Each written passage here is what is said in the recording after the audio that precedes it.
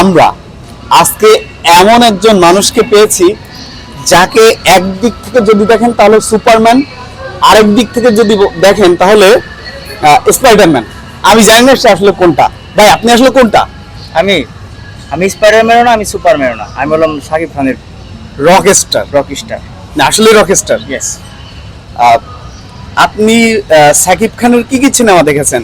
আমি শাকিব খানের সব মুভি দেখেছি, ছোট থেকে শুরু করে যখন থেকে বুঝতে শুরু করছি তখন থেকে শাকিব খানের মুভি দেখি। দু একটা সিনেমার নাম বলেন। ও সাথী রে, ভালোবাসা দেবে কিনা বল, পুরনো ছবি যেগুলা, আচ্ছা, ওগুলা থেকে জনপ্রিয় যেগুলা মুভি আছে সব আমার দেখা। নতুন সিনেমা কি কি দেখেছেন? বরবাদ, তারপর বরবাদ দেখছি, বরবাদ অনেক ভালো। আর অনেকগুলা দেখছি, এই মুহূর্তে সবগুলা মুখে আসতেছে না, কিন্তু যেগুলা দেখছি, রাজকুমার দেখছি, পরে সবগুলাই দেখছি, অনেক ভালো লাগছে।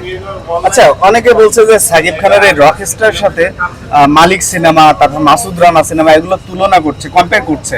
এগুলো কি সাকিব খান রকস্টারের সাথে পারবে কি মনে হয়? কখনোই না, শাকিব খানের সাথে কারো তুলনাই হয় না। Shakib Khan only one super hero, super star.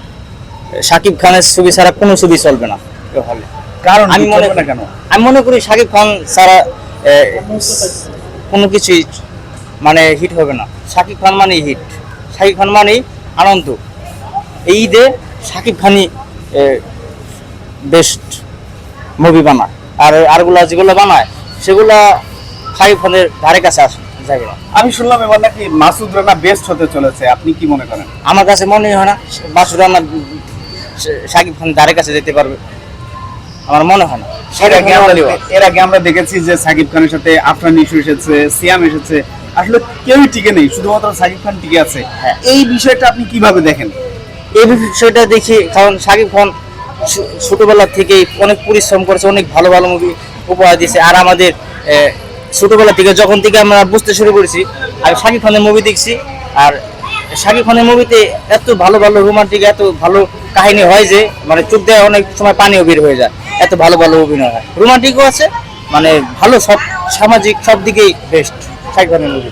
আর অন্যান্য মুভি তেমন হিট হয় না, নাটকের মতো হয়ে যায় একটা মুভি। মুভি বানায় না নাটক বানায় আমি জানি না, কিন্তু শাকিব খানের মুভি নাটকের কাহিনী কিছু বুঝি না। কার সিনেমা নাটকের মতো হয়? আরফান নিশোর হয়, সে তো নাটকের মানুষ না। নাটকের মানুষ নাটকের হয়। আর তারপর সিএমআর তো ছোট পর্দা এভারেজ। কোনো রকম আশেপাশে কেউ নাই, আশেপাশে কেউ, কিন্তু কোন রকম হিট হয়, কিন্তু শাকিব খানের আশেপাশে কেউ নেই। আমি মনে করি শাকিব খানই অনলি ওয়ান হিরো। আচ্ছা, যদি সাকিব খান না থাকে তাহলে কি সিনেমা হলে আর আসবেন বা সিনেমা হল আর চলবে?